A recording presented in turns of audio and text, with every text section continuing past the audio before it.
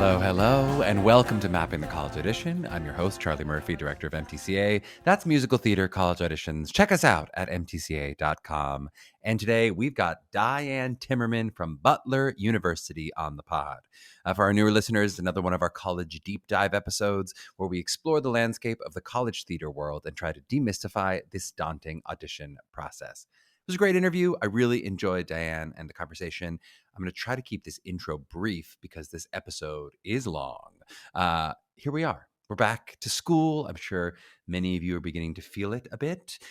This is what we call pat your head and rub your belly season at MTCA, which normally we use that phrase to reference the fact that our seniors are really focused on both the pre-screen season and also still having to do those academic applications. And then sometimes the third thing is like going to school and doing all your normal stuff.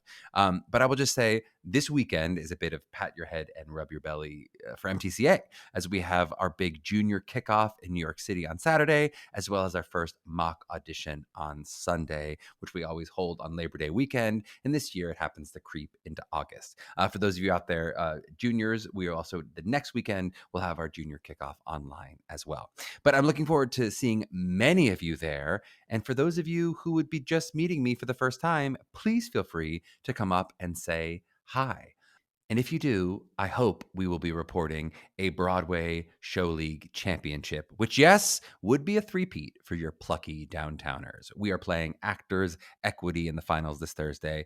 We'll be giving it our all, hoping we can bring back a bit of hardware to represent for all of you, our loyal listeners. I'm hoping you are all having a great week, and I hope you enjoy this interview with Diane Timmerman from Butler University.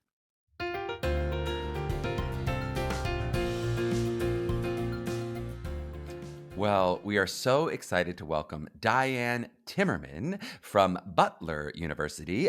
Diane has a BA in theater and German from Southern Illinois University, an MFA in acting from Indiana University. She's a designated Linklater voice teacher, was the executive artistic director of Indianapolis Shakespeare Company, Indy Shakes, where she's performed all kinds of amazing roles.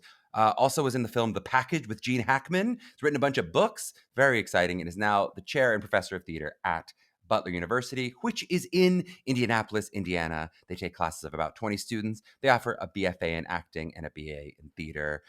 Diane, welcome on the show. How are you feeling today?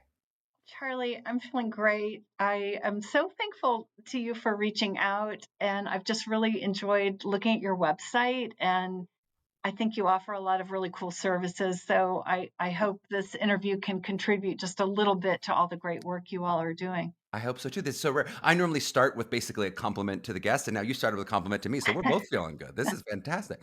I read that little brief bio on you in terms of, truly skeleton there bio. Anything you want to just tell us in terms of like your journey to Butler, or like, fun facts, or anything people need to know about you before we dive into the school? Oh gosh, well, thank you. I I'm an actor at heart. I've grown to be a director as well, Mm-hmm.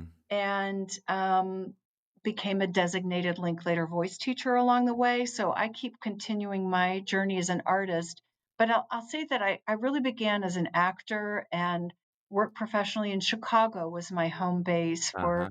a number of years and cut my teeth there on stage, some on camera, and some voiceover and some print work, like a Yep. young actor did it all. And You still I look like a young actor to me, Diane. I don't know what you Well, thank like a you. young actor. Yeah.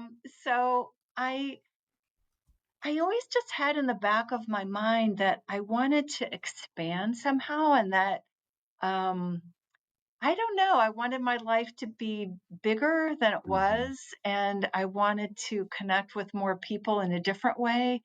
And I mean, I love the acting profession, and really love seeing all my students and alumni do work across the country. But I wanted to expand, and so I thought, oh gosh, I think I'm going to go to graduate school. Mm-hmm. And then as I was finishing up graduate school, a friend said, "Hey, there's this job at Butler University that has your name written all over it." And I Uh-huh. said, "Really?"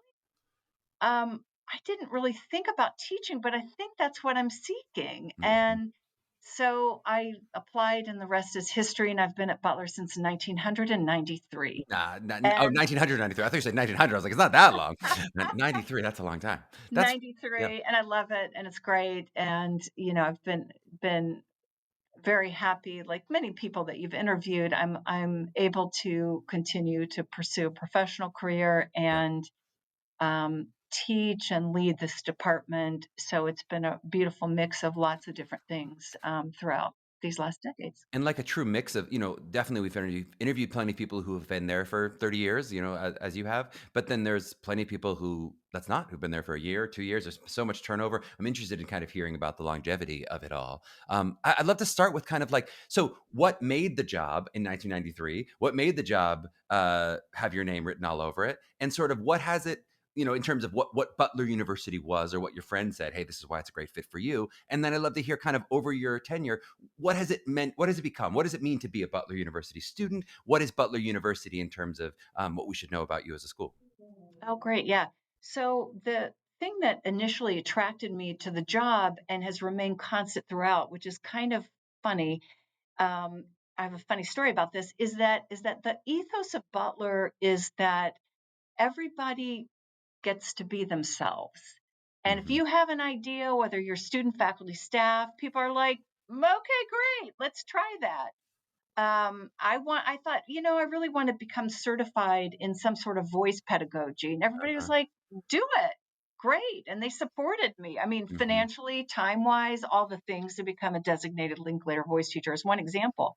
I mean, my funny example is that I was at a marketing thing across campus a decade ago, and a guy who was in math, which is polar opposite of theater, they said, what do you like about Butler? And he said, from my very beginning, it's always been, I can be myself, and everybody around, you can try things and everybody's like, yay, let's try it. Mm-hmm. So that's the thing that's remained constant.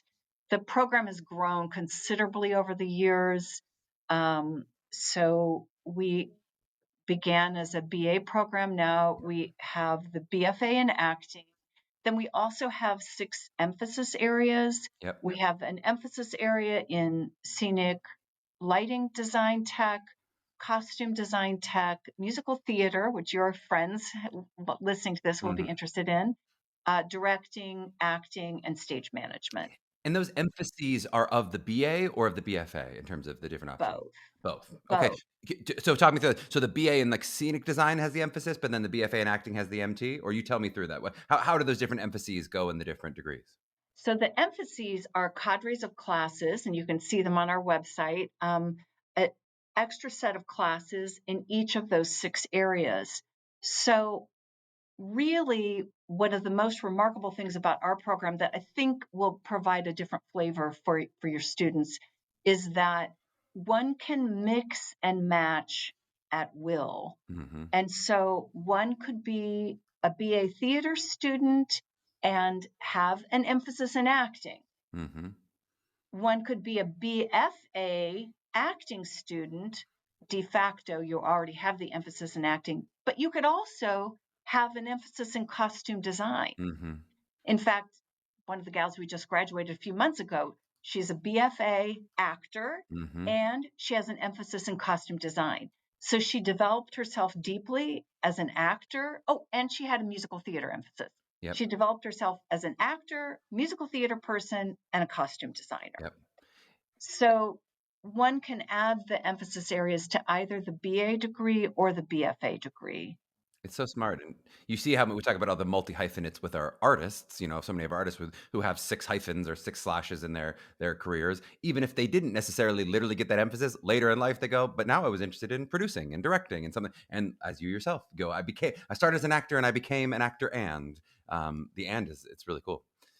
Can you tell me a little bit about just from the BFA acting perspective? I think probably the most of our listeners will be most interested in the BFA acting degree and the BFA acting with the emphasis in MT, though some might be BAs who are interested in getting some acting training as well. Can you talk me through like what is the BFA acting curriculum and then what is added in the musical theater emphasis? So the BFA acting curriculum Again, it's on the website for the detail-oriented people can just look at it and see it, and you can see the 8 semesters at a glance This breakdown podcast is as for people well. who do not look at websites, who do not like they want to hear it orally said to them. They may later go back if they're, but right now we want to be read to. No, I'm kidding. Go ahead. You can as much detail as you want. You don't have to give every credit. Awesome. So what we have with our program, both BA and BFA in acting, is we have a core group of theater classes that everybody takes, Mm-hmm. whether they're a designer, an actor, musical theater person, director, whatever. So we have 4 classes in the performance arena, 4 classes in the design tech arena, 4 classes in the lit crit history arena, Mm-hmm. and then 1 directing class. Mm-hmm. So everybody has to take all of those. And here's what I tell the actors, who your people are actors: life is long. And if you are a professional actor, I would say 80% of actors at one time will move into directing. Mm-hmm. And so at that point, you don't, or will open their own studio or Mm-hmm. become an artistic director. At that time, you don't have to be a designer, Mm-hmm. but you have to know how that process functions. You Mm-hmm. have to be able to talk to designers. So for our actors who take the costume design class, it doesn't mean we expect you to have this level of materials in that class in the way that your colleague who's going to us for costume design is, but you have to know the process Yep. so that you can use that in your own work. Even as an actor, we need to know the other processes in our art Mm-hmm. form. So we do have this foundation of classes. After that, in our program, everybody can start mixing and matching. So for the BFA in acting, those students will go on from those first 2 acting foundational courses to acting 3, which is an intensive scene study class, acting 4, which is Shakespeare acting, which I know you've done a lot of. I read your bio, very cool. And then we have acting for the camera. Mm-hmm. And then we have a series of acting seminars.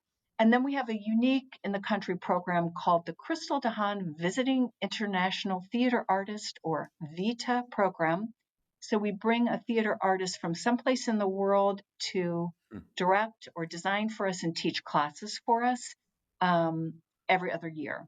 Mm-hmm. And so this past year, we had artists from Paris, musical comedy experts who did, or not musical comedy, physical comedy experts Mm-hmm. who taught classes in physical comedy and directed a wonderful show for us.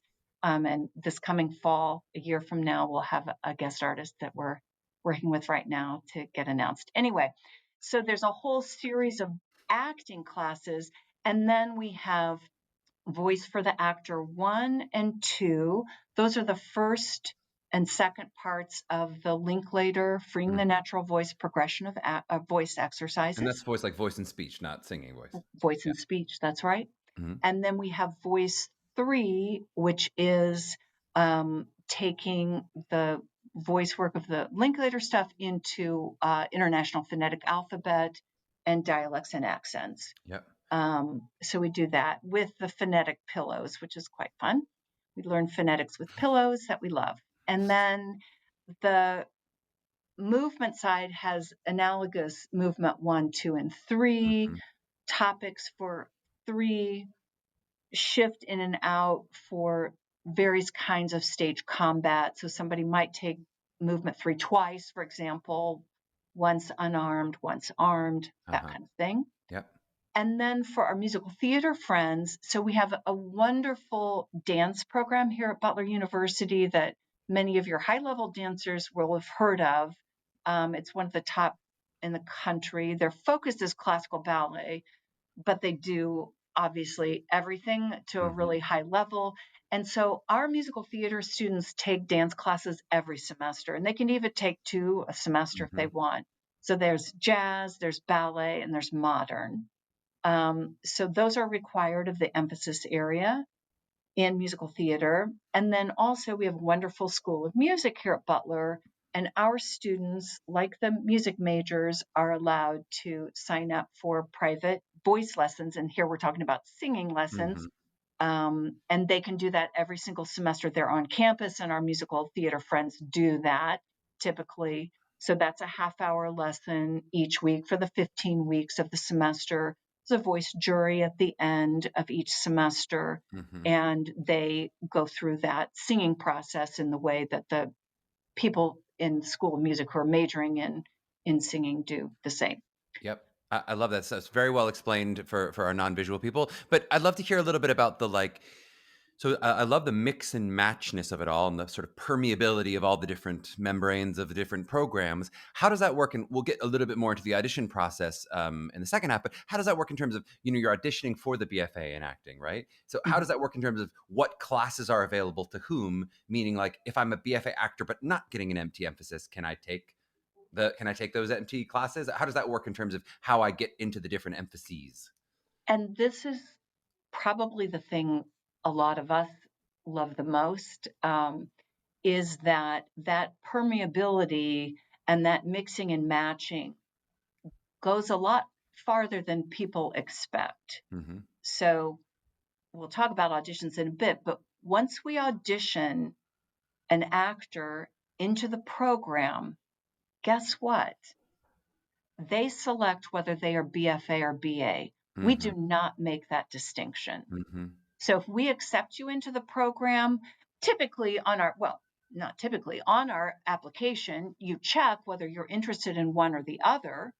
But the ability to move between those 2-degree programs is crucial for us, and to move between emphasis areas is crucial for us. And here's why.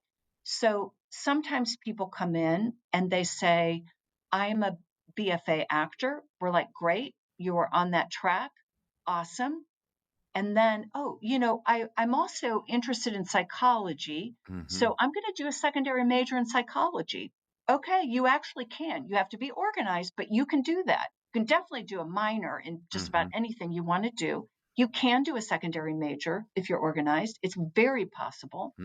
And then, the psychology thing is gaining traction. You know what? I think I'm going to be a BA in theater with an emphasis in acting and secondary major in psychology. I'm going to drop credit hour wise down a bit. And I'm not going to go for the BFA. I'm going to go for the BA. Conversely, people come in and say, I want that flexibility of the BA. I love that. I want to do a lot of things. I want to make sure I have time for everything. And then they get into it. They get it deep into the actor training. They're like, I want to take every voice movement and acting class I possibly can. And so I'm all in, and I'm just going to move from the BA that I declared earlier on. I'm definitely BFA. And so then they move to that. So too, with the emphasis areas, so a gal that I just mentioned who graduated with a BFA in acting, she had an emphasis area in musical theater and in costume design. And we're like, Jillian, that's a lot, but let's just see. But she did it. And she didn't overtax herself. I mean, she was invested in each of her classes, all of her production experience in both arenas, all 3 arenas, actually, acting, musical theater, and costume design. So we want young artists to experience everything that they can.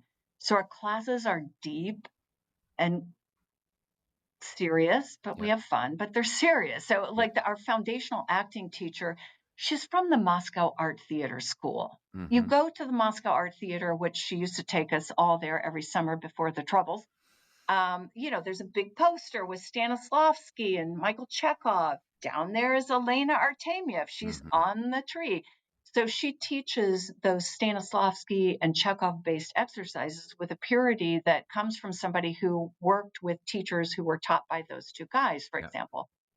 And, she continues her evolution as a teacher, because that was one of the hallmarks of both Stanislavski and Chekhov that people forget, is that they were teaching a living, breathing system. And they would be mortified at the boxes that some people kind of put those exercises in. No, they're meant to be evolutionary exercises Yeah. that lead to deep, vibrant, dynamic, authentic acting. Yeah. So they're not in a box. Anyway, And that was a tangent.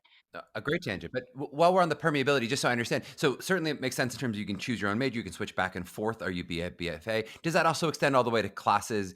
I assume it means like, hey, if I'm a BA costume design or BA theater with an emphasis in costume design, I can take that Shakespeare class. I can take that fourth acting four class. Is that true? Yeah. Absolutely. Does that also extend to non-majors? Would there be a psych major who goes, I just want to go take that acting class? No, that we can't do that. Great. No, Because that's that, good. This is still that people within the BA theater who are taking all these classes, BA theater or BFA theater, BFA acting. that's right. So Yeah. everybody's very serious who's taking these classes. So our program is both very open, as I've just described, and our classes and our main stage productions are for the artistic development of our theater Yep. majors, BA and BFA. Yep. And so those are open only to them.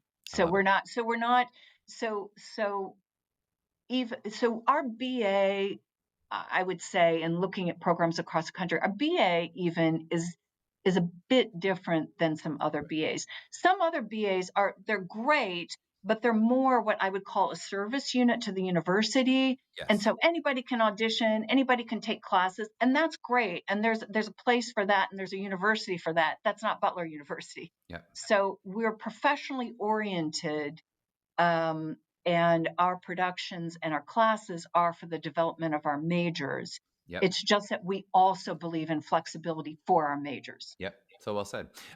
Okay, tell me a little bit about the school. You gave me a little bit of the academics, the possibility of a double major, though that's difficult. The definite possibility of a minor. If you were to sort of estimate for the BFA acting, let's say maybe assume a BFA actor with the MT emphasis, how much time do I have for that minor? Like what percentage of my total credits does it look like I'm taking if I'm getting a BFA acting with an MT emphasis? How much am I doing within the theater school, and how much am I doing if I do want that psych minor or that psych major, is it 2/3, 1/3? Is it 75/25? What does it feel like in terms of how much the academic balance is? Well, the definitely, because it's a BFA, that I should know the percentage by heart, and I don't. But that the requirement of the BFA, I mean, and the definition by the National Association of Schools of Theater, NAST, is it's a percentage, and it's pretty high. So it's definitely going to be a minimum of 70% of your classes are going to be within the Yep. discipline of theater. Um, our students end up often with an even higher percentage Right. because they take even more classes than they have to in order to get the BFA in acting even. Yep. So so the and there's a core curriculum or gen ed at Butler University, like most schools, and so that's a what are we going to call that? Maybe 10% Yep. of the curriculum is your, still got Required to take a emphasis. math class at Yep. Butler, still got to take a science class, still got to take a couple English classes, that kind of thing. So those courses are in there, but I'll tell you, I should have looked up the statistic, but I bet we have almost half of our students have a secondary major, even if they are BFA. A secondary major? Yeah, they Wow. do. Yeah. I'll tell you what, the profile of our students, I mean, not to scare off anybody if they're not this oriented, the profile of the majority of our students is they're extremely bright, Yep. they're just like super bright. And so they want that extra Hmm. academic thing. Now, we do have a cadre of students who are just like, I'm so glad to leave academics behind with high school. I'll take my Hmm. core curriculum, yay. But, just let me into all the performance-based courses, and that's what I want. And so we have a percentage of students who are that way too. But we also have a number of students who are like, I I love other things. I want to take that communications degree in um, they change the name so often I forget the name of it, but they do film and stuff, Yep. the creative media. We Mm-hmm. have so many people who have a secondary major or minor in creative media studies Mm-hmm. because they want to make those films. They want to get in that side of the work from behind the camera Yep. side of the work. We have people who do like a marketing minor because Mm-hmm. they're like, you know what? I can do this as a sustainability job for my acting career, but P.S. I can also market myself better. Ain't that the And truth? so I want that communication secondary major, that marketing minor, that feed in directly to the acting business. But then still other people are like, you know what? I just was, an academically oriented, taking AP this, AP that throughout high school. And I want that secondary major in Spanish or Mm-hmm. philosophy or whatever. And we German for welcome you? Yeah. yeah. So I'm biased, but but really from personal experience with myself, but then from the experience of all my students all these years, all these extra things. If you're locked in a rehearsal hall from ages 18 to 21, theater is about bringing a human being to life. Mm-hmm. Acting, musical theater acting, straight acting. It's all about bringing a human to life. Yep. So get to know some ways that other people think, Yep. So true. Yeah, get to, we're not acting robots. We're not there just to do that's technique. right. Yeah. Um, Expand your horizons. Yeah. Give me a little bit about the campus. So people don't know what Butler University looks like. So other than the academic side of things, talking about campus life and organization, what does it look like to be a Butler student outside of the theater program and outside of the academics? It's another thing that I think might be attractive to some of your students is that it's big, medium, and small. It's small in It can't be that, all three. It's big, medium, and small. yeah, it is, and I'll tell you why. It's all the So it's like Goldilocks house. that's right. So it's small in that, like, we know you. Hmm. If you don't, we're calling you up if you're not coming to class. Hmm. It's like your teachers in your theater major, like, we know you. Hmm. We know all about you, and there's no hiding, and that it's mostly a good thing. Hmm. Um, it's medium because it is medium. It's that's what we're called a mid-sized comprehensive Right. university. We're about 6,000 students, maybe a little bit more towards seven, I don't know, 6 or 7,000 students. Yeah. We have 6 colleges. So we have a college of pharmacy, business, education, liberal arts and sciences, communications, and us, Yeah. Jordan College of the Arts. So we have a lot of different disciplines on campus for being a relatively small campus. We're Yeah. mid-sized then. And then we're big, we've got Butler basketball, it's wonderful. Look at the movie Hoosiers, which was shot at Hinkle Fieldhouse here, historic Hinkle Fieldhouse. Hmm. So people can go and have that Big East basketball experience that's Hmm. fun, the college experience. We have people who come from the coast who want like a Midwest college Hmm. experience. And you can have that here. There's a lot of activities on campus. We have students who are super involved on campus, and we have students who are just involved in theater and kind of Hmm. everything in between. So we have people involved in Greek life. We have majors that wouldn't touch Greek life with a 10-foot pole. We Hmm. have, people involved in clubs and social justice activities across campus and political things, and then we have other people that are just like, I'm all theater all the time. So there's a lot to do on campus. You don't see the same people every day. You can go to events and meet new people at the same time. There's a comfort level of, our program is about 80 majors. We have tried to have about 20 in each class. So, Yeah. so like, your cohort, and also I feel like the vibe is the arts college is big per capita compared to most universities. So Hmm. the arts are pretty big at Butler. It's not like a thing off to the side. Like, a lot of our students come and like, athletics overshadowed theater at my high school, or that kind of thing. It's like that's really not the case here. We've got a big college full of dance, music, theater, visual art, and arts administration is very Mm-hmm. popular too. So we have a lot of artists on campus in the student body. So there's a good representation and feel for the arts at the campus. I love it. Big, medium, and small. Talk to me a little bit about the sort of the launch into the business for your, especially for your BFA actors and those BFA actors with the MT emphasis. What does it look like in terms of their preparation for entering the business, and then in terms of how you're helping them with meeting agents and managers and casting directors and figuring out how they're actually going to go wherever they go when they ultimately leave school?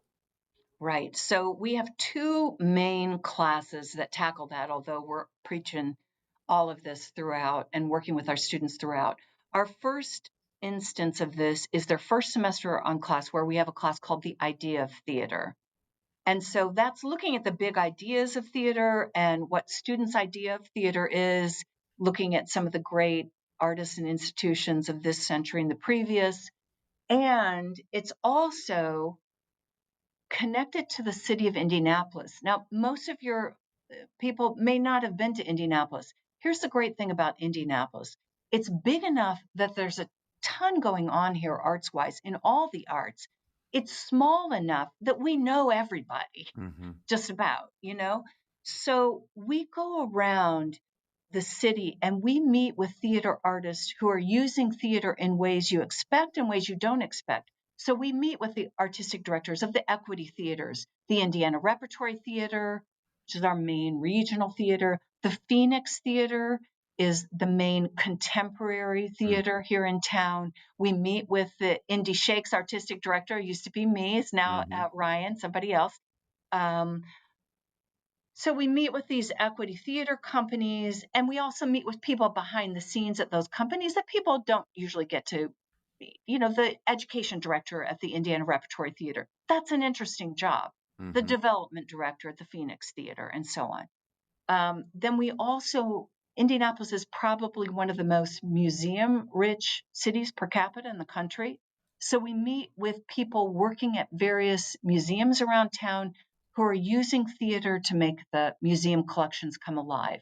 The Children's Museum of Indianapolis, you should Google that and look it up. It's amazing. It's one of the best in the country. There's so much actor interpreter stuff going on there. Also at the Indiana History Museum, State Museum, and so on. Then we also visit social service agencies who are using theater to reach differently abled populations and different populations of all sorts. Those theater artists. An alum is running, this wildly successful theater for youth company, React Theater here in Indy. We meet with her and talk about her path.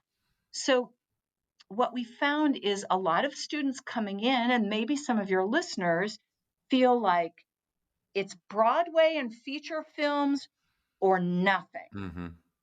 And there's a whole world in between Yep. those two polar places. And everybody needs a sustainability job, at least for the beginning. Maybe not after a while. Yay, great. Mm-hmm. Or maybe you are great on camera and you can get those national commercials. You don't need that sustainability job, but most theater artists do. And Mm-hmm. so let's figure that out from the get-go. Do you want to be a teaching artist? Do you want to work with differently abled populations? Mm-hmm. Do you want to do artists in the classroom stuff with a theater like the Indiana Repertory Theater, or even be their education director? So we look at all of those things in the very first semester to say, hey, we're going to develop your actor training to the deepest degree humanly possible. We will help you get where you want to go. Mm-hmm. And also, let's keep our eyes open because we need to pay our rent Mm-hmm. and we need to eat food, and Mm-hmm. we need these things when we graduate. Then in the senior year, we have a senior capstone. We have one capstone class that's for everybody, regardless of their interests. And that's, you know, develop your website. If you already have one, let's spruce it up. If you don't, let's get that in order. All your clips, all your this. We gather these things all the way through our time. Resumes, series of resumes, sustainability job resume, acting more geared to film, acting more geared to stage. Get all the resumes. Headshots. Let's get the headshots, a starter headshot. Because as we all know, you need to spend the big bucks when you get to the location that is your goal to live in after you graduate. And then you ask your agent, what do you see me as? Who's your favorite photographers? What looks do you want from me? And then you get your big expensive one done. But you need a good starter headshot, full body, 3/4. Then we divide the capstone, and there's another section of capstone. And so the designers, technicians, stage management, they have their own capstone. The actors have their capstone. And that's all about agents, unions, prepping a series of monologues, getting your self-tape skills down, because we've all gone that route, whether we like it or not. We're self-taping, getting that done, and then targeting the national and regional auditions, whether you're going to do the UPTAs or whether you're thinking about grad school someday. Many of our alums work professionally and then go to grad school. They come back to us and they get their grad school auditions. They prep those with us, or they Zoom them with us and get them prepped. But the senior capstone in acting for the musical theater and for the theater students is the BFA in theater students is the time to get all of your materials prepped and to get signed up for auditions. And even if you don't want to do those auditions, we know the profession is like a merry-go-round. They will come again next January, February, March. If you don't want to do them this of your senior year because you're too engrossed in what you're doing on campus. What we don't, and this is a question that everybody always asks, do you have a showcase? We don't have a showcase because our alumni tend to go to different locations.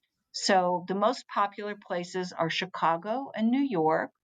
Many go to LA, increasingly Atlanta. Some say, you know what, I'm going to stay in Indianapolis and start my career here.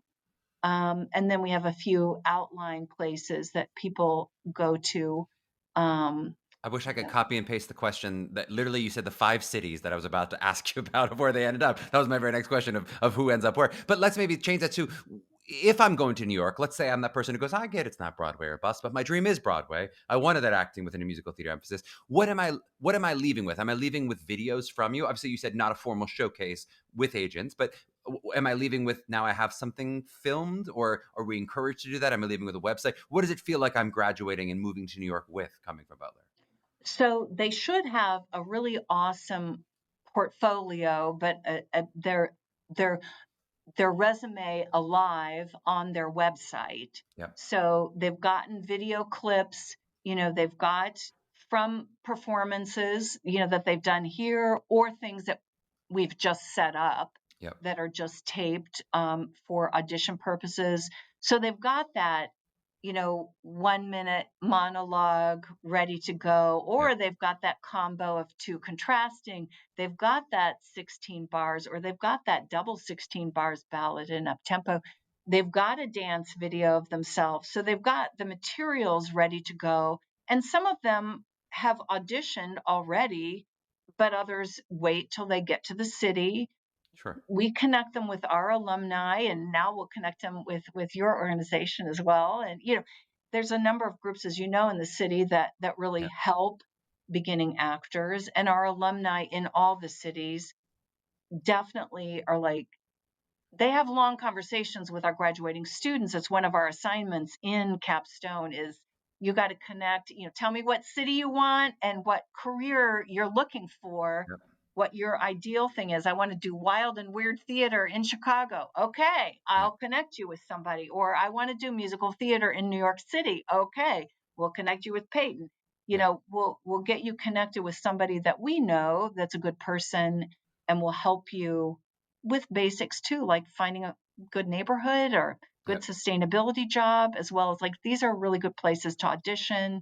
This is a studio that's going to prep you and kind of get you in with some agents, and here's my path to my agent, and try this path.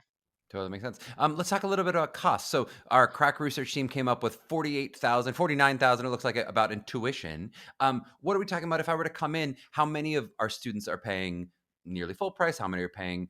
Are you getting, if you're getting scholarships, are they more academic? Are they more talent based? Are they more need based? Where do you sort of see the average student in terms of how they're bringing that number down?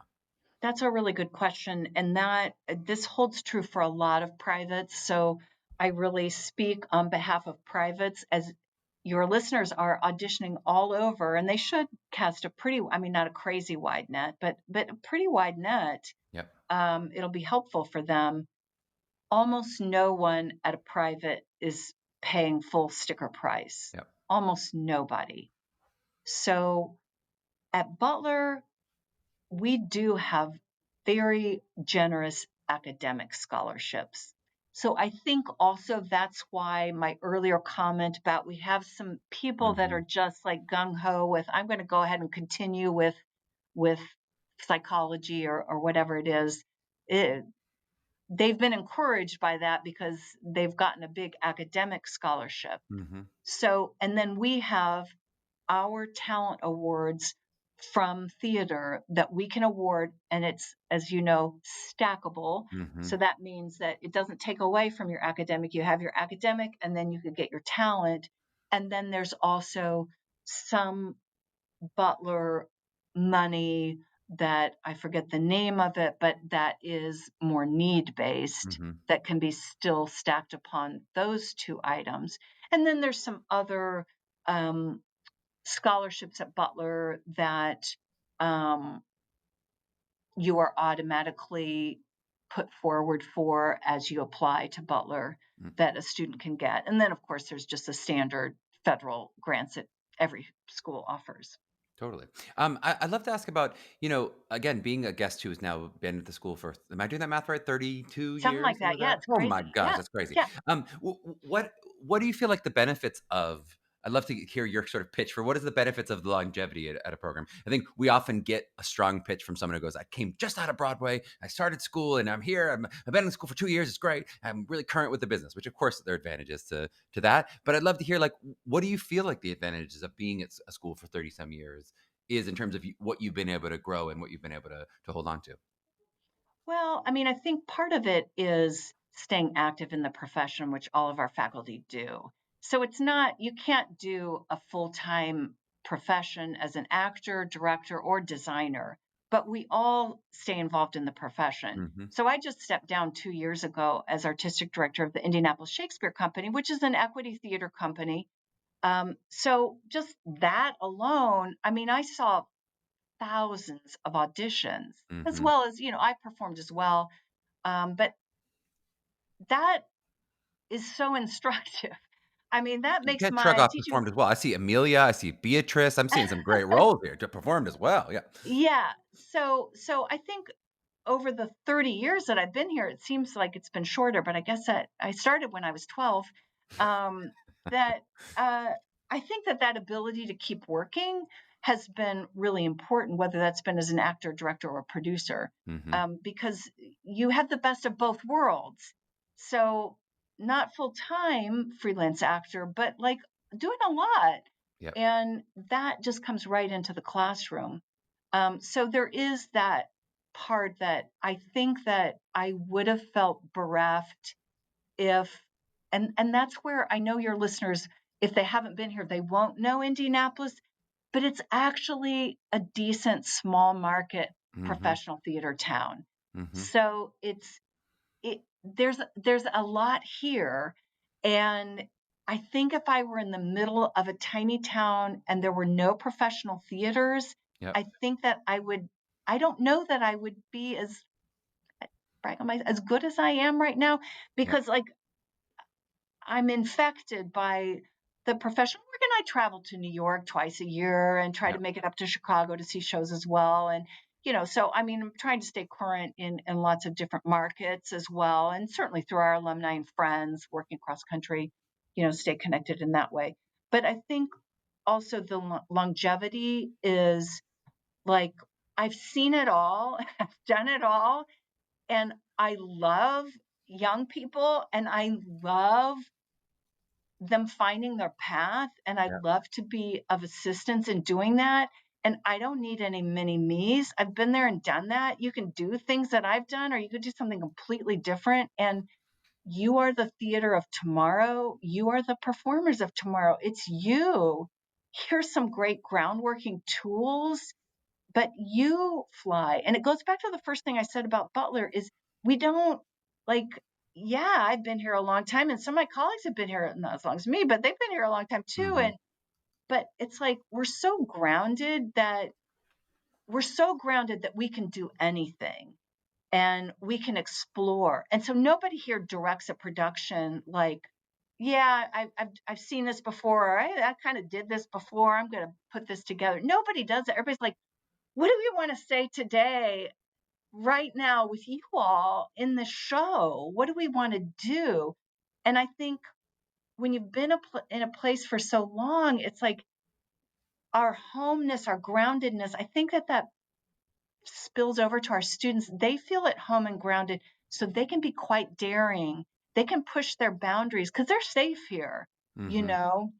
And so I think I've never really thought of, nobody's ever asked me that question before. I've never thought about it, but I think because I've been here a while, I love it. My roots are here.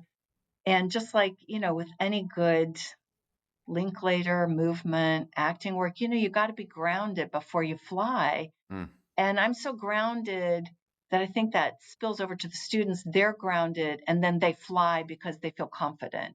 Yep, it's a long answer to get to what I think it really is something essential in terms of there is a groundedness to being somewhere for 30 years that you don't always have when people come in and out and you're getting new faculty every 2 or 3 years. That again, I think there's pluses and minuses to all of it, and there's turnover can be helpful too. It's not one answer, but I feel like so often I hear the answer of what's so great about from other people about people coming in, that it's nice to have people go, hey, you got some roots here, and then and there's some stability, and that's also there's some institutional memory and all those things. And I will add to that we are the kings and queens of the guest artist here. Uh-huh. So we have a beautiful signature series from our dean, Lisa Brooks. So we bring in guest artists every year. I mean, Brandon Jacobs Jenkins came to our production of Everybody Mm-hmm. and loved it and did playwriting workshops with our student, talk back with the audience. So we're bringing people of that caliber in constantly.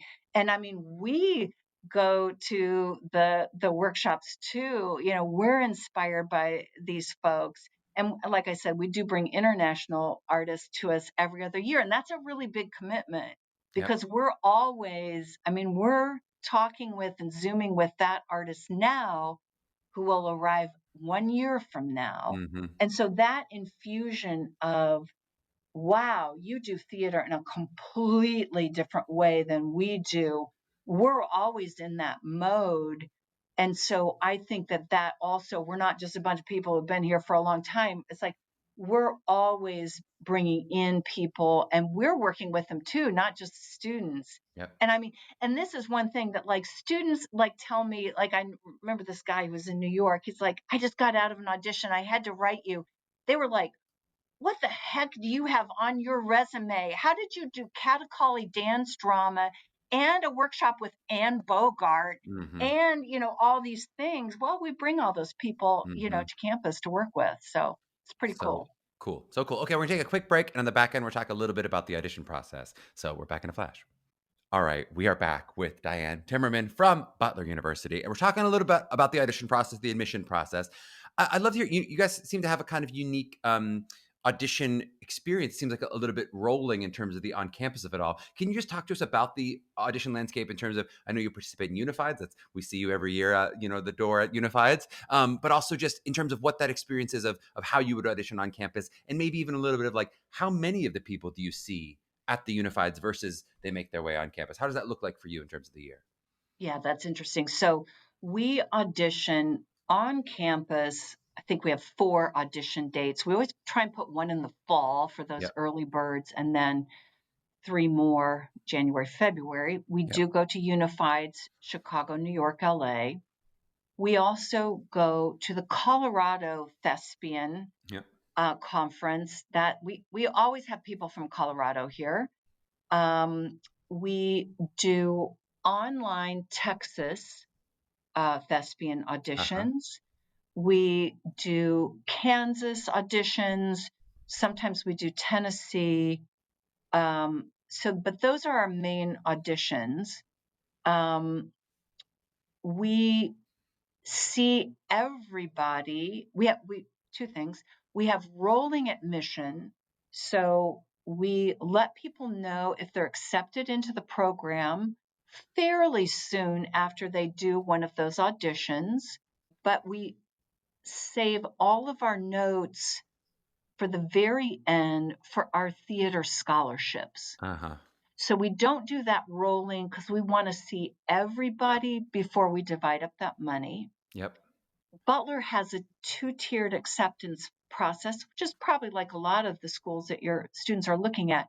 One has to be accepted into the Butler Theater program, and one has to be accepted academically to the university. Yep. So got to have both of those. Can't just have one or the other. Has to be both. Talk to me through the experience of, so at Unifieds, I know people have the option to walk in. How many people are you seeing that are scheduled auditions versus walk-ins as you're using these sort of Unifieds for yourself? How many people are you seeing that have not yet applied to the school versus how many have applied to the school? I would say it's about half and half Mm-hmm. in New York and Chicago. And then I would say it's 80-90% walk-ins in the LA Yeah. and the Totally. California auditions for That's whatever reason. We true of a don't have lot a of those lot of LA auditions, man. There's a lot of walk-ins available. We always say LA has a lot of walk-ins available. Yeah. it's that's been our experience too, Yep. is that it's walk-ins there. And can we talk about, so now I want to get into what the audition itself is like, but Mhm. I'm interested in that too, because we've had some discussions of walk-ins before, but I'd love to hear, like, what is the audition experience for Butler and what you're looking for, and how that maybe also changes as you're seeing a walk-in student. Obviously it's the same audition, but just what that experience is in terms of when you're doing a scheduled audition versus then how it might change a little bit the feeling when you're doing a walk-in audition. Yeah, I mean the walk-in audition, obviously, we're needing to communicate who we are to that student because it's a two-way street. As I always tell the student, it doesn't feel like a two-way street while they're out there going to their 12 auditions for 12 Mm-hmm. programs, whether Mm-hmm. they're doing it all in Chicago in one swoop or traveling around physically. It's a lot. And I think as it's natural to feel like it's a one-way street. I just want everybody to want me, but it's a Mm-hmm. two-way street. And there is such a thing as fit. And that goes both ways. And so if we're auditioning somebody who we just met a few minutes ago, we're probably going to spend a little bit more time explaining our program versus auditioning the student who's clearly done their research and has Sure. targeted us and maybe even visited campus before and knows all the things about Butler Theater. So that's, maybe some difference, but everybody does a monologue. We have one monologue Mm-hmm. required, and we go ahead and say it can be any flavor, Any flavor, meaning in any era. Could be Shakespeare, could be classical or contemporary. Yeah. contemporary. Yeah, Mhm. yeah, yeah. And our guidelines are on our website, and not unlike some guidelines that other schools put out there. I mean, we don't prefer an accent, Mhm. at that moment, and we prefer something that the student could be cast in. Yep. So it doesn't have to be exactly their age, but their age range, so that the role is close to them, at least in feel for age and everything. If they want to, play an axe murderer, that's great. Hopefully that's not their experience, Mm. but that's fine. But we just feel like the age and the vibe of it needs to be somebody who's, teens or 20 something is Mhm. fine. Yep. And then we do an interview with everybody because you find out a lot in an interview. Yep. And what does that interview look like? So I'm doing one monologue. Am I getting a redirect? Am I getting a lot of adjustments, or is it more sit down and do an interview on the spot? Both and. I mean, sometimes we say that was awesome. Now, could you just take it from the top and make this adjustment? We'll just Mhm. do half of it, but just want to see this adjustment. So we might work with them just a bit. and then come up here, let's have a seat, let's talk. And then we want to get to know that person and what their goals are, what they're looking for in a program, and find out what trajectory they want to be on as they see it in this moment. Yep. And what are you looking for? What I often ask, like, what are you sniffing for from behind the table when you're just looking at that monologue itself? So certainly understand the get to know you, the interview, what I'm looking for as a human being. But when I'm looking for, I guess, evaluating talent as a young 17, 18-year-old actor, what are the things that you're looking for that go, this person is a fit talent wise for Butler versus this person might not be? It's one of the reasons we allow people to move between the BFA and BA, because unlike our colleagues in dance here, which you can either dance on point or you cannot, Mm-hmm. right? There's a very specific physical criteria. You can either play the clarinet or you cannot. There are technical demands. Now, for your musical theater students who are auditioning as they are, I've seen your website for the Mm-hmm. BFA musical theater. Those pre-screens are getting at those technical Mm-hmm. capabilities. They don't have that high note. They can't do this combination. Those are technical skills that have to be mastered for entry into the upper echelon of the BFA in musical theater programs. Mm-hmm. We don't have that technical requirement. Why? Because unlike dance and singing, there's a real wide variety of actor training or lack thereof Yep. in many communities across the United States, including metropolitan areas like Chicago and places that have some of the world's best theater. That doesn't mean that high school student got that training. Yep. And so I know that this sounds like a dodge to your question, but honestly, we're looking for potential. We're looking behind their monologue. Totally. No, totally makes sense. I mean, and of course, we've talked about before, acting is just so much more subjective. There's some subjectivity to dance and singing, but of course, acting is way more subjective by nature that, in terms of would all the panel even agree of what is good acting versus versus singing, where it might be a little bit more, at least overlap in that feel. But I guess, you must be making you are making some in the audition, some kind of yes or no determination. I guess I'd love to hear also, do you have a sense of numbers in terms of how many people are you seeing versus how many people ultimately will get a yes? And then if you can give any insight of what might lead to that yes, of why I feel like I want to say yes to this person versus this person who I want to not say yes to. Okay, here's who we say yes to. Is that person, do we feel, to the best of our ability, and we're fallible, and everybody who is adjudicating these students is Of course. fallible. So nobody's right all the time. But to the best of our ability, is this person open? Mm-hmm. Will they be able to take their train? Will they be willing, as best we can judge, Mm-hmm. to take their training to the next level? Will they be able to go deep? Will our first year of acting, which is why I think we could be a good alternative to some of your students who are really wanting the BFA in musical theater, which we do not have, Sure.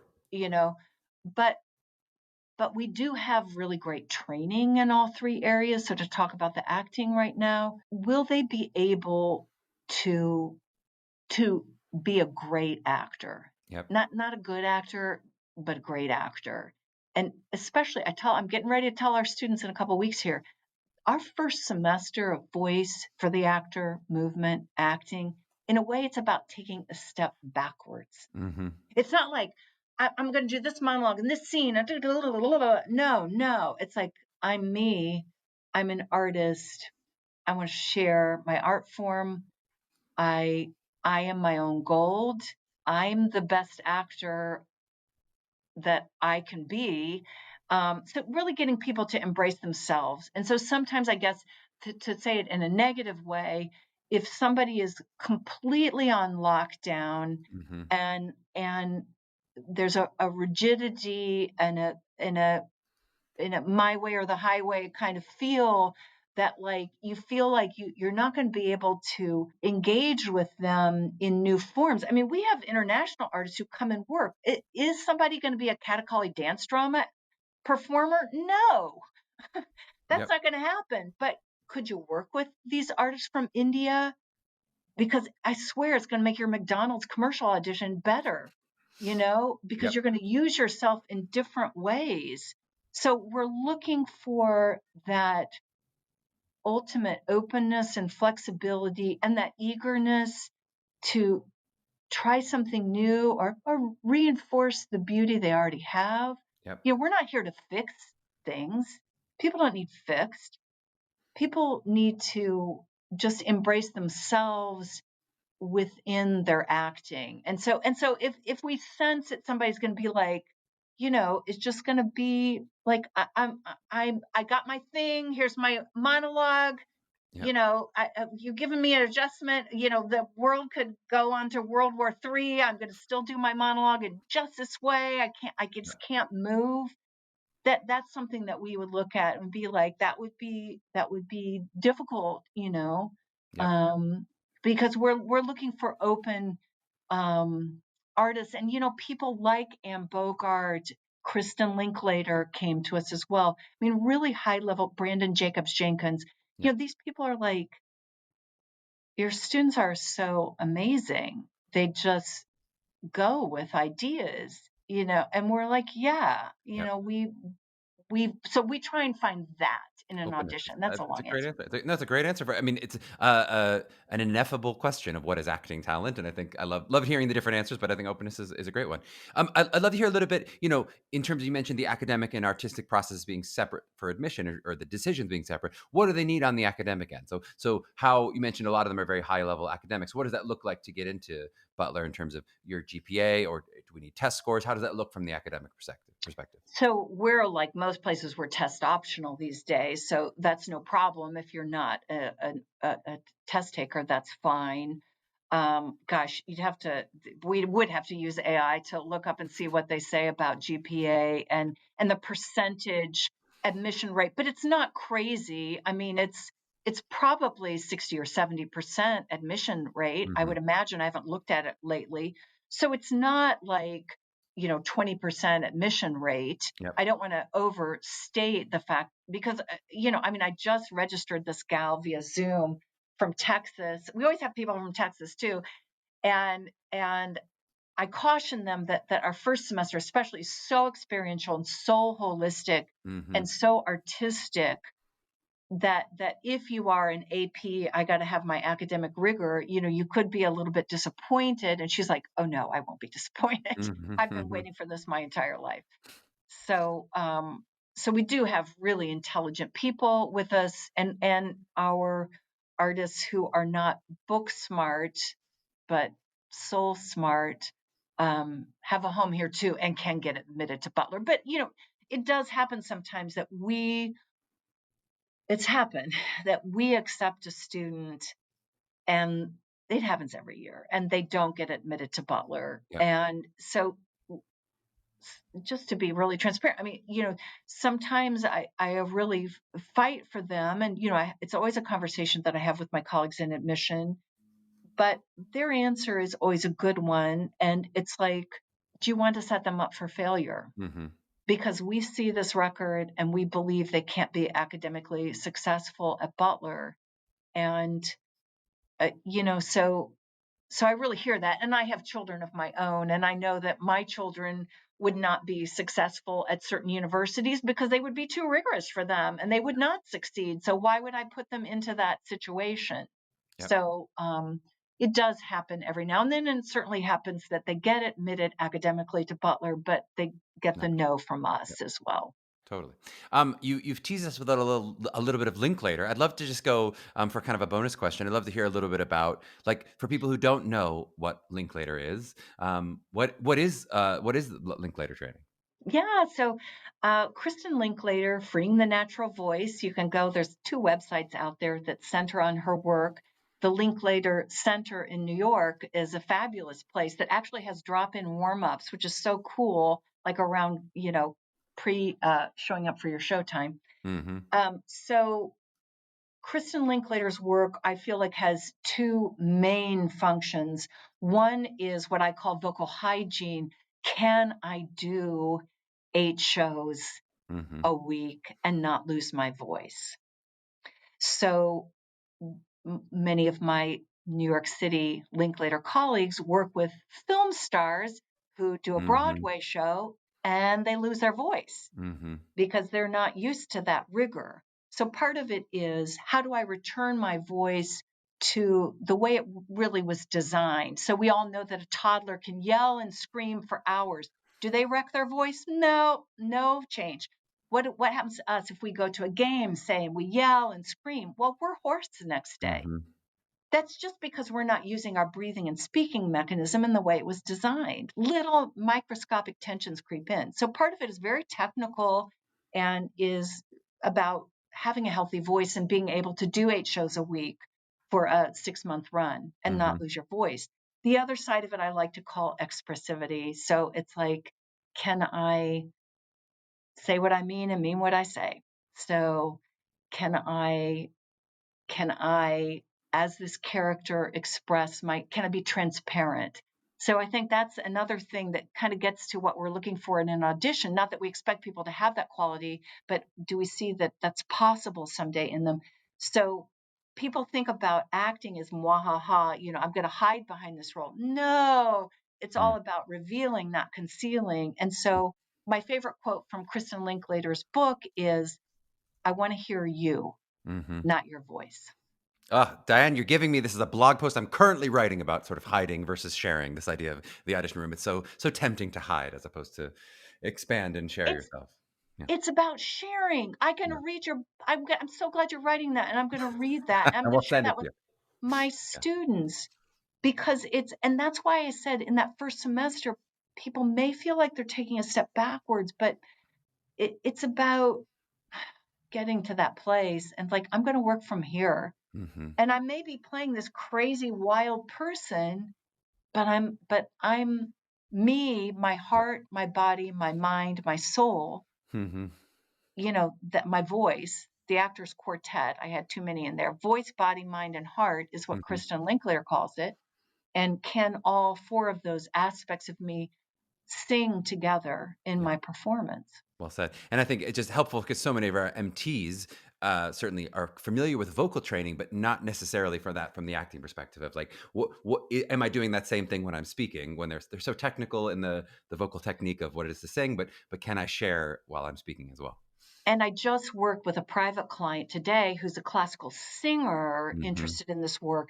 And we were working on the resonators of the Kristen Linklater Freeing the Mm-hmm. Natural Voice work. And boy, does that bust open your singing Oh voice yeah, so and true. really knit up those breaks for our Mm-hmm. musical theater friends. So there's a lot to love for musical theater people at our program, even though we're not a musical theater BFA. So well said. So I'm conscious of time here. I want to let us wrap, but I'd love to wrap with a little advice to the parents in this process. We have so many parent listeners, and you mentioned yourself being a parent. What advice would you have for the parents who are listening? Maybe they're helping their kid with school list research, or they're getting to know the process a little better. What advice would you have for them as they're sort of guiding their children through this? I love talking with the parents, and I do talk with the parents at the on-campus auditions. We have a whole session for them. It's hard, especially if they haven't had an arts kid. Mm-hmm. Maybe they've had college kids, but nobody in theater, and it's a different beast. And this is what I say to them, and this is honestly what I say to students and families we have auditioning for us, especially those who are auditioning for BFA and musical theater programs. That is the hardest thing you can do on the undergraduate level. It's Mm-hmm. harder than BFA acting programs, even at very high elite level institutions. That BFA in musical theater, what I tell those students and those parents is, do not give up your dream. Do not. Just because you didn't get into your top school or any BFA musical theater school, that does not mean that you cannot be a musical theater performer. You can. There are other ways to do it. So so those programs have a responsibility to get certain voice types and certain demographics that they need to produce their musicals. So if they already have umpteen sopranos who are ingenues, then okay, your chances just went down to, 2%, whereas they're really needing some tenors this year. And Hmm. so those folks have a higher percentage of getting in. So I tell the parents it's not a reflection of their students' worth, um, which programs they get into and not, and also that we're all fallible too on the judging end of things. I also say, please wait till the very end, unless you get into your dream school, then just say yes right away and just leave it. That's fine. But everybody in the United States has an internal deadline of March 1st to have all their financial aid ducks in a row. They may not hear it March 1st, but soon after they will hear. Hmm. So I speak on behalf of all privates. Wait until after March 1st to see what you get Hmm. financially from each school, because there may be more money there than you think, Yes. and you won't know until that financial aid internal deadline for universities has passed. It's so well said. Yeah. But so often our students will jump to the conclusion of I'll never be able to afford that school. And you haven't even seen your financial package. You haven't tried to negotiate. You've missed the whole step there if it's January and you're saying, that's why I even worry about that. That school won't be attainable for me. You go, you don't know yet. Yeah. It's very well Right. said. All right. If people want to find out more about Butler, do we like them heading to the website? Do we hit social medias? If they've heard an hour of this and they go, I need more, where would we send them? So I would send them to three places. One, I know you students don't go on the web, but go on to our website. If you go, just Google Butler University Theater and you hit our webpage, scroll down to the bottom of it. I want you to click on those thumbnails of our production teaser videos. Hmm. We have amazing designers and technicians and actors and directors. Our productions are hot, so just peek at those. You can also find those in the other two places I'll send you. Facebook, you're not going to go to Facebook. You don't have a Facebook account, but go to Instagram. Go to our Butler Theater Instagram, and you can see past shows and behind the scenes videos and all the things. Follow us on Instagram is the best way. Love it. Um, Thank you so much for the time today, Diane. It was so wonderful getting to chat with you. Thank you, Charlie. I appreciate the opportunity.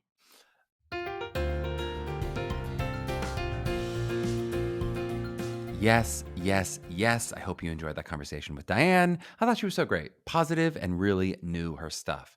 And really a great example of a program that I think both understands the students they attract and where they fit in the landscape, especially with that conversation of like BFA actors versus BFA MTs and what they can offer. And I think also clearly has that continued ambition to keep growing and improving as a program. I used to ask a version of that question directly for a while, which maybe I'm going to try to get that back into the mix. I'm noting to myself out loud that, I would ask, like, what are your ambitions? What are you hoping to become in a couple of years? But I do think it's something that is worth trying to suss out with programs, especially programs that aren't already in the most competitive tier. And honestly, even with those that are, it's like, what are you doing to stay on top of your game? What are your ambitions to keep growing, right?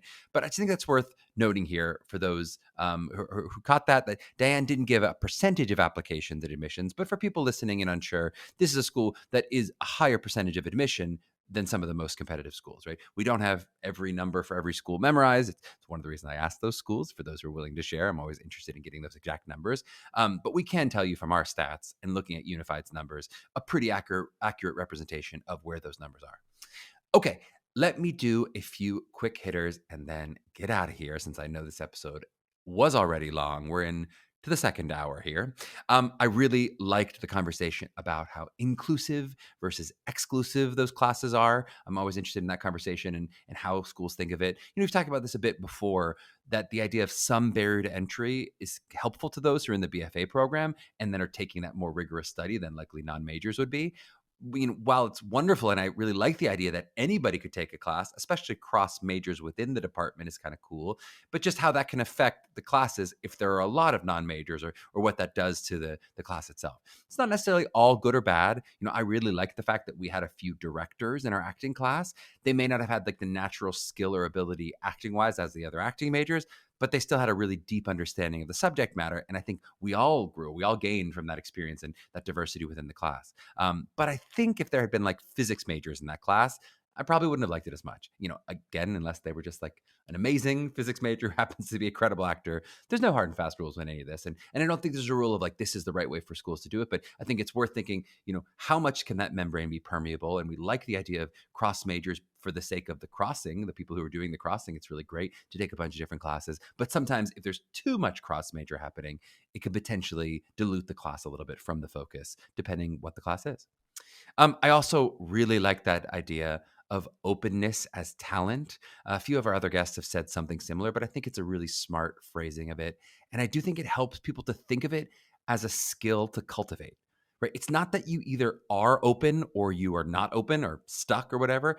It's that openness is a goal and a process that you have to work hard at, right? And you will be in process in some level of flexibility and inflexibility. Now, I think those words, it's easy to think of inflexibility and flexibility when you're talking about like stretching your muscles, right? You stretch more, you become more flexible. But I don't think actors always think of it that way, to be in practice of openness as an actor. And it's something I think we really try to help our students with at MTCA. When schools will say stuff like, we don't want material to feel coached, we've talked about this idea that they're often speaking of not wanting it to feel choreographed. They don't want it to feel shellacked. They don't want it to feel stuck, right? But that idea of like working on something in a way that is inherently flexible, that's a difficult practice, right? And it really helps if you start doing that early in the process, kneading in those layers of flexibility early into the baking process, as opposed to trying to think like only at the end, now let's add in some flexibility. Of course, you can do it, right? Often it's what we would do if we meet a student later on is like you're trying to kind of break things apart a little bit and add some flexibility in there, add a little bit of room for movement. But that is a more advanced skill that can be difficult for some young actors if they practice it a really set way, especially when the stakes are high. The higher the stakes are, the harder it is to now add in flexibility. But I really like, and I think Dan was talking about it this way, the idea of openness as a positive skill, right? It's not just, oh, they were totally stuck and inflexible and that's a negative thing. It is a wonderful thing to be open. It's a wonderful thing when you can be brave enough to open yourself and be vulnerable. And it's just not anyone's default setting. You're not doing something wrong because you are stuck in your work. You've just developed a habit, and it is a very natural human defense mechanism that you've developed that we have to work through, right? Okay, and this discussion is now getting dangerously close to that blog I mentioned of hiding versus sharing. So I will leave you with that tease and make you all wait for the blog for the larger discussion of that. But I'll end on this question of longevity or longevity. I'm not sure how to pronounce that word. And sadly, I feel like Diane didn't make the greatest argument for herself with my softball question. Maybe she felt like to some extent it was self evident in the phrasing of what would be good about longevity, what would be good about being at a school for 30 years. But it feels like she almost argued the devil's advocate position in what was good about staying current and having actively working faculty, which, of course, those things aren't mutually exclusive, right? You can be somewhere for 30 years and also still try to stay current, whether that's through feedback mechanisms, whether that's through your own work in the summer, all those things are great things, right? But I do just want to say that there is an argument for the value of someone putting their heart and soul into being there at the university, that their students' lives are their lives and their students' lives are more important and their students' careers are more important as opposed to their own personal careers in terms of what gets the most primary attention, right? Any person can only have so many focuses. And I'm not saying this should be the only model. And of course, programs can make it work and make it work very well when they have very active faculty members in the business. But again, I want to make that point that I think it can be really flashy and really exciting to parents and students when they hear about that, right? When they go, oh my God, they're working all the time, so they must be the best teachers. And I think the flip side of like, are these people out of date? Yeah, sure, that's a worthy thing to investigate if people feel like there's no currentness to the business. But I would say in general that the very best teachers are those who actually are lifelong teachers and wear that as a distinct part of their identity. Doesn't mean they're not also actively working performers, but they have to make teaching as like a big part of their hyphens and something they really care about. And again, maybe I'm a bit biased because that was my own theater education. All of my professors at CMU were themselves fantastic actors and directors, but they were ones who chose to pour their hearts and souls into their school and their students. I mean, you heard Don Wadsworth on the podcast that, he kept up vocal coaching. He even had like a few small roles in like TV shows that came to Pittsburgh. But for the length and breadth of his career, his focus was his students and CMU. Again, I'm not arguing this is the only way or even that it's necessarily better, but just in those hard elevator pitches you hear so often, I think faculty like to focus on what is amazing about having someone who was just in a Broadway show last year. And they don't always give the weight to like, hey, this person has been here 2 decades and really made teaching their life. It's just not as sexy. And I think it is really important, right? Especially in the weight of these conversations about turnover and how frequent that has been in the past couple of years. Nobody is ever going to say on this podcast, yeah, I did a Broadway show last year and I'll probably be at this university for like a year and then I'm going to leave it to do another, right? They're not going to say that if that's true. But for those people who just left the business and are trying out teaching for the first time, it is a much higher likelihood that those people might find their way back out of teaching than for someone who's been there for 2 decades. Okay, there we go. A small version on the longevity argument has been made. Though, of course, there are other versions of that. I think you could talk about the specifics of what could be done at a university level when you talk about changes over a decade that can happen, sort of with the speed of bureaucracy, because a lot of universities, you need some time for changes to happen versus in that shorter breath, it's a little tougher to make those changes. I think you talk about the idea of steadiness and what that does to a university and to a student body, as opposed to frenetic change if we have teachers leaving every couple of years. But somebody else is going to have to make that larger argument. And it's not going to be me, and it's not going to be Diane telling you about longevity. And with that, we'll wrap another episode of Mapping the College Audition, produced by Megan Cordier and Kelly Prendergast, with social media work by Jordan Rice.